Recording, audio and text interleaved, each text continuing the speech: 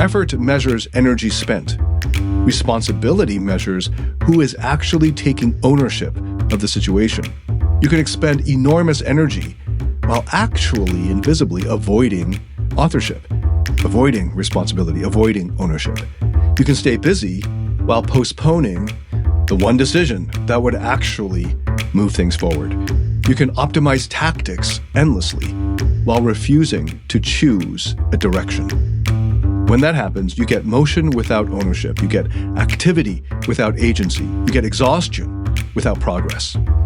Welcome to Beyond Success, the podcast for high achievers seeking deeper meaning, fulfillment, and purpose.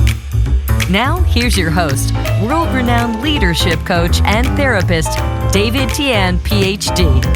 This episode is about why so many intelligent, driven people put in enormous effort and still feel stuck, stalled, or strangely ineffective. And I don't mean lazy people, I mean the disciplined ones, the ones who track, plan, prepare, optimize, the ones who honestly work hard. What I'm going to suggest here is that effort and responsibility are not the same thing. And in fact, effort is often used in place of responsibility. Once you see that substitution clearly, a lot of exhausting activity can stop without progress slowing down. I get why it's so tempting to choose effort over responsibility. Effort is socially rewarded. It looks virtuous. It signals seriousness. You can point to it. You can measure it. You can show it to other people. Responsibility, by contrast, is a lot harder to see and a lot harder to fake. Responsibility isn't always visible. And it sometimes looks like behind-the-scenes decision that, because it's invisible, no one will reward you immediately for it. Under pressure, most people reach for what can be shown off. They increase their activity. They add more layers to their optimization. They double their output. And this is why effort often increases when the outcomes stop improving, because effort is visible. You can point to it and say, hey, look, I tried. Whereas responsibility gets exposed. Effort alone cannot steer a life, a relationship, or an organization. Direction requires real ownership. It requires that you accept you are the one deciding. Not the algorithm, not the market, not society, not your partner, not your childhood, you. So before we go any further, let's bust this myth that's out there. There's a common belief that if something isn't working, the solution is more work. Better systems, tighter discipline, more preparation, more optimization. And that belief on the surface sounds reasonable. It even sounds, maybe noble, but it hides a category error. Effort measures energy spent. Responsibility measures who is actually taking ownership of the situation. You can expend enormous energy while actually invisibly avoiding authorship, avoiding responsibility, avoiding ownership. You can stay busy while postponing the one decision that would actually move things forward. You can optimize tactics endlessly while refusing to choose a direction. When that happens, you get motion without ownership. You get activity without agency. You get exhaustion without progress. So before we go any further, let's define the terms more carefully, because if we can do that, the whole problem kind of almost solves itself. Effort answers a simple question. How much energy did I expend? How many hours did I put in? How much did I push? It's quantitative. It's measurable. It gives you something to point to when you want to justify yourself. Responsibility answers a very different question. Am I the one actually deciding and bearing the consequences? Am I the one steering this? If this fails, does it land on me? If it succeeds, did I choose the direction? You can work extremely hard while actually invisibly behind the scenes outsourcing your responsibility. You can hide inside rules. You can defer to systems. You can lean on your boss, your coach, your partner, the market, the algorithm, society, your childhood, your circumstances. None of that requires laziness. In fact, it often requires intense activity. So this isn't laziness. It's more like insulation. It's actually more like avoidance. Hyperactivity can function like emotional padding. As long as you're busy, you don't have to confront whether you are actually choosing. You can tell yourself and everyone else that you're serious. Look at my calendar. It's packed. Look at the output. Look at my effort. But here's why the confusion persists. Effort feels controllable in the moment. You can always try harder. You can always do more. You can always tighten up the discipline. Responsibility, by contrast, involves exposure. It means you're visible. If things don't work, there's no one else to point to. The buck stops at you. Under pressure, most people reach for what feels safer. So they increase activity. They refine the system. They gather more input. They tweak the optimization. All of that feels productive. But it can also be a way of shunning full ownership. And beneath that is a fear that most high achievers aren't aware of. If I take full responsibility, then there's no one left to save me. No mentor stepping in, no market correcting my errors, no partner compensating for my insecurity or my hesitation. I will actually have to decide. I will actually have to act with all the consequences that come with that. I will have to absorb the consequences. The buck stops with me. And so for many intelligent people, that's far more frightening than just working hard. Now, once you see this distinction, you might start noticing how often high effort coexists with low responsibility. They're not opposites. They can sit right next to each other. More effort can hide taking less responsibility. Movement can protect you from ownership. As long as you're doing something, the bigger question of direction gets postponed. Your calendar can fill up. Your to-do list can grow longer. Your emails get answered. You can draft plans. You can schedule lots of meetings. But the underlying toughest decision could remain untouched. You know the kind I mean, like the conversation you don't want to have, the strategy that you don't want to commit to, the relationship that you don't want to define, the boundary that you don't want to draw or enforce, the risk that you don't want to take without guarantees. So instead, you just do more of the same.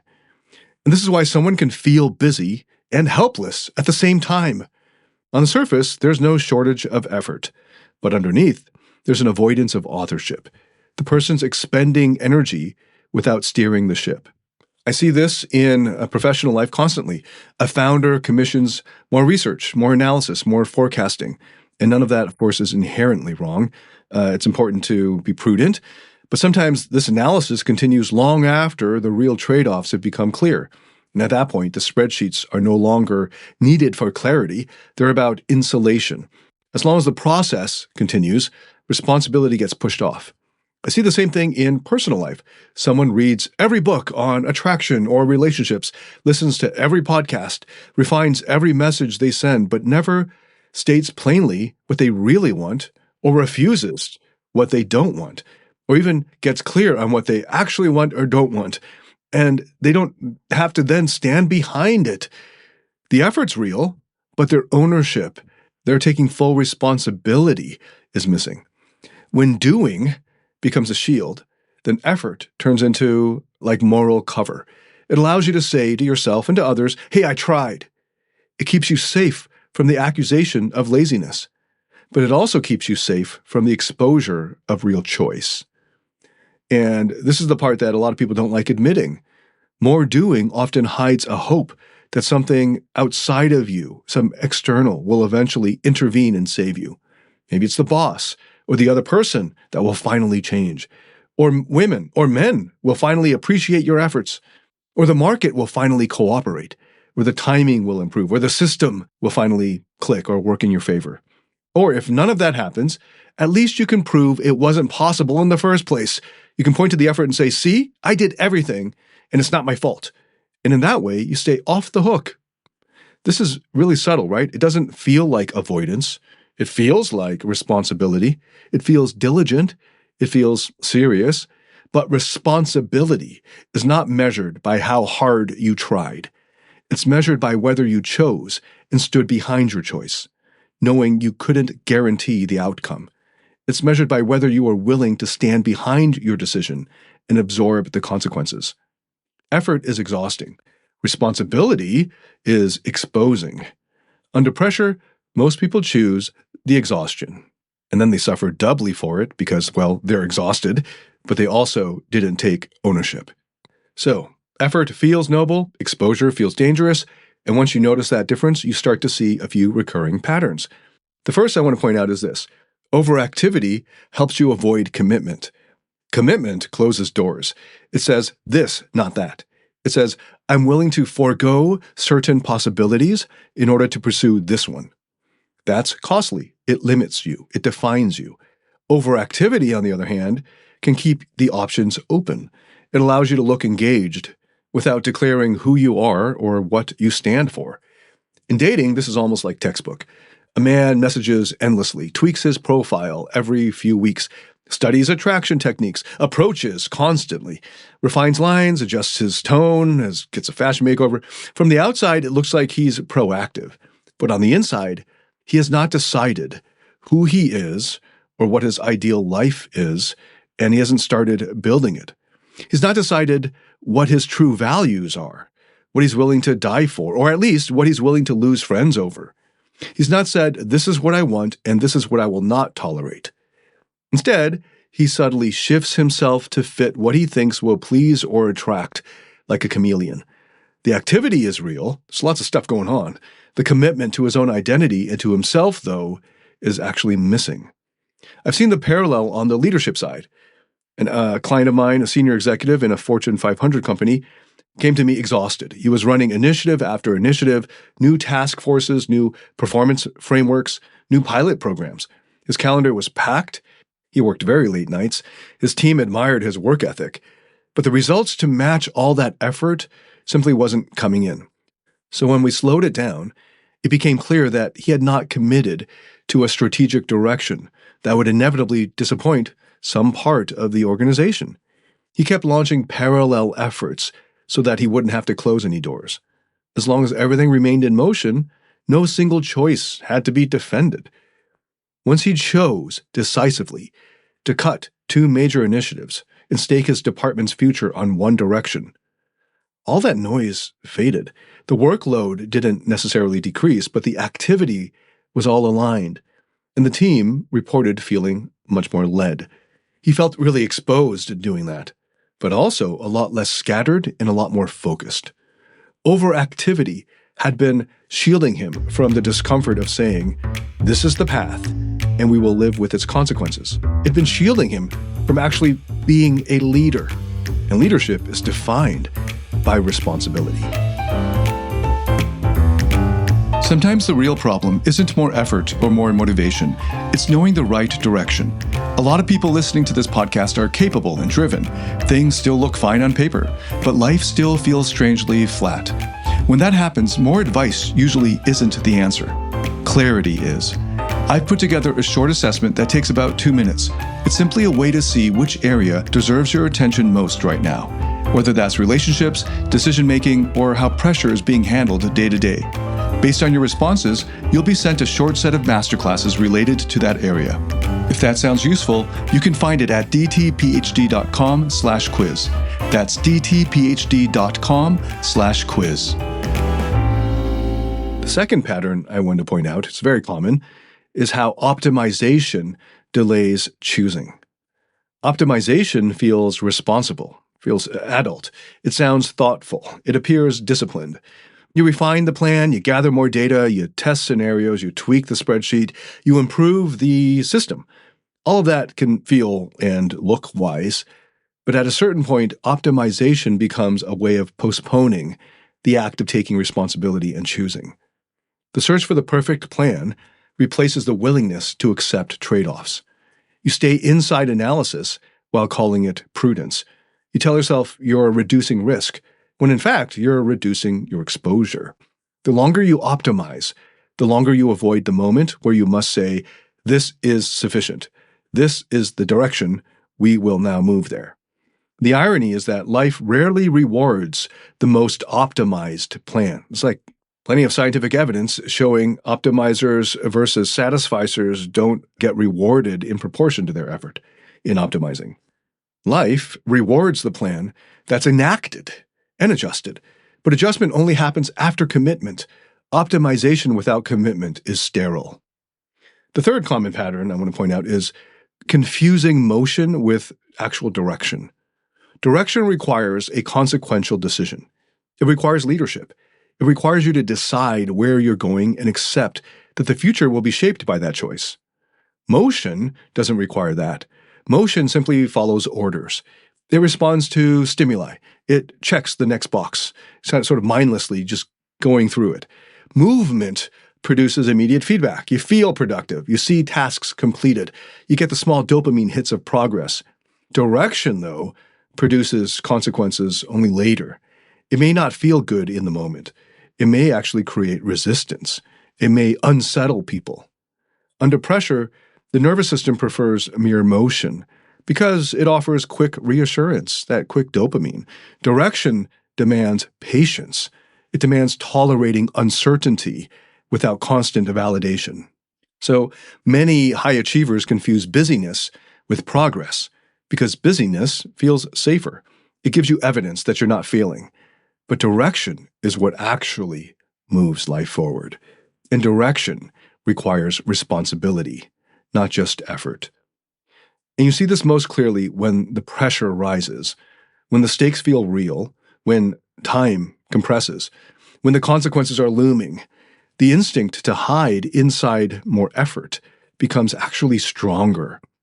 One common move is reaching for more rules. When responsibility feels too heavy, rules feel relieving. Rules create structure. They reduce the ambiguity. They tell you what to do next. And in that sense, they can be helpful. But there's a difference between using rules as tools and using them as substitutes for judgment or excuses for not choosing. Under pressure, people often add more policies, more checklists, more constraints. In leadership, this can look like tightening processes instead of making a hard call. In your personal life, it might look like adopting rigid scripts for how to act or speak so that you don't have to risk spontaneity or rejection. Rules give you the comfort of saying, I followed the procedure. But when reality doesn't cooperate, you end up overly rigid or stiff. And then you blame the circumstances or the other person or the market because you did everything right, which protects you from taking responsibility. Another move is more preparation.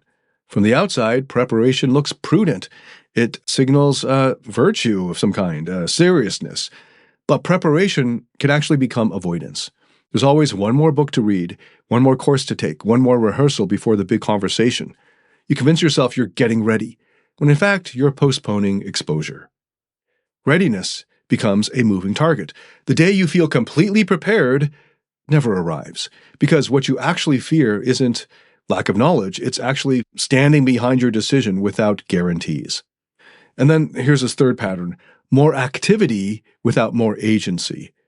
Okay, I had a client who came to me frustrated that nothing was working when it came to getting his life together. By the time he started working with me, he had lost years cold approaching constantly. He was tracking how many approaches he did each week. He had spreadsheets for conversations. He logged every text exchange. He tweaked his dating app profiles constantly. He was putting in lots and lots of hours every week. But when we started working together, I asked him a simple question. What do you actually want? And what kind of woman would not fit your life, even if she were attracted to you? When I asked him that, he froze. He had no answer. Or rather, he had answers tailored to what he thought women wanted to hear. He would adapt himself to fit the perceived preference of the moment. More charm here, more aloofness there, more vulnerability, if that would work. He was optimizing constantly, like an unnatural chameleon. Underneath all that effort was a refusal to take responsibility for his own identity, for who he was and what he would not be. He wanted validation first, and then he would commit. He wanted proof that he would be chosen before choosing himself. His activity communicated distress rather than leadership. It said, look how hard I'm trying. It did not say, this is who I am, and this is what I stand for. On some level, he hoped that if he just tried hard enough, someone, a woman, a coach, the universe, society, ultimately his parents, would step in and bring the outcome for him. He was a trust fund kid. A lot of other things in his life had been taken care of for him in the past. Why not this? And the frantic effort that he was putting into this was a way of signaling, unconsciously, his desperate need. Once he reduced the noise and defined his values clearly, his behavior and dating life simplified. Fewer approaches, a lot fewer approaches, far more strategic, aligned with who he wanted to become and what life he actually wanted to have. more clarity, more presence. The effort actually decreased, but his agency increased. Under pressure, most achievers regress into visible effort because it feels safer and easier, more straightforward, than taking visible ownership. But leadership, whether it's in business or in love or just in your life, requires you to stand somewhere, to decide where you will stand there and stand tall, even in the face of resistance or opposition. It requires you to decide without certainty and act without being rescued. Effort can be loud, but again, responsibility gets you exposed, but it's required for a good life. And as you might have noticed, this isn't confined to one domain. It travels with you wherever you go. In relationships, effort without responsibility often looks admirable from the outside. You try harder to be interesting. You improve your style. You learn better communication skills. You read about attachment styles. You refine how you text. You try to say the right things at the right time. None of that's wrong. But if underneath all that, you are avoiding polarization, then you're still hiding. Polarization means being unapologetically who you are. It means deciding who you intend to become and then standing behind it. It means saying, these are my values, and this is the kind of partnership I want. And this is what I will not accept. That stance carries risk. Some people won't like it. Some dates will end early. Some attraction will disappear. So many people substitute effort for responsibility. They work harder to be impressive rather than choosing to be clear. They signal adaptability instead of conviction. But attraction that rests on constant adjustment is unstable and a mirage. It depends on continued performance. Responsibility in your personal life means that you accept that your clarity will filter people out. You accept that rejection is part of ownership.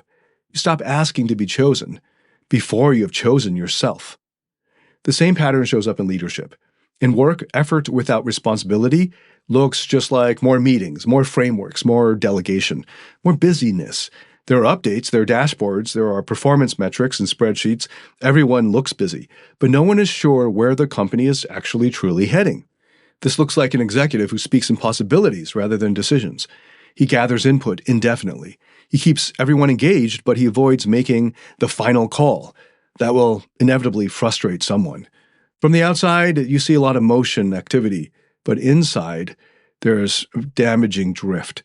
An organization senses when no one is actually steering.